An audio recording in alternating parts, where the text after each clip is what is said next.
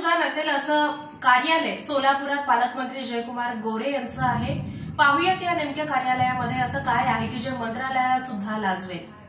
सोलापूर जिल्ह्याचे पालकमंत्री जयकुमार गोरे यांचा वेगळाच रुबाब आहे। त्यांनी केवळ 6 महिन्यातच आपली वेगळी छाप सोलापूरकरांवर पाडली आहे। प्रशासनावर सुद्धा त्यांनी दबदबा निर्माण केलाय।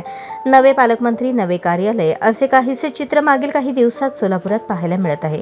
यापूर्वी राधाकृष्ण विखे पाटील हे पालकमंत्री असताना त्यांनी आपले कार्यालय जिल्हाधिकारी कार्यालय तसेच जिल्हा नियोजन भवन या ठिकाणी केले होते। चंद्रकांत पाटलांनी मात्र कोणतेही बदल केले नाहीत। आता जयकुमार गोरे यांनी आपले कार्यालय जिल्हा नियोजन भवन या ठिकाणी केले असून ते कार्यालय सध्या सर्वांचे लक्ष वेधून घेत आहे।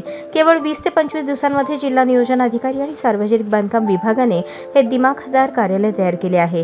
एकूण कार्यालय आणि आतील फर्निचर, खुर्च्या, सोफे, फिनिशिंग पाहता मंत्रालयालाही लाजवेल असे राज्याचे ग्रामविकास मंत्री तथा सोलापूर जिल्ह्याचे पालकमंत्री जयकुमार गोरे यांचे कार्यालय दिसून येत आहे।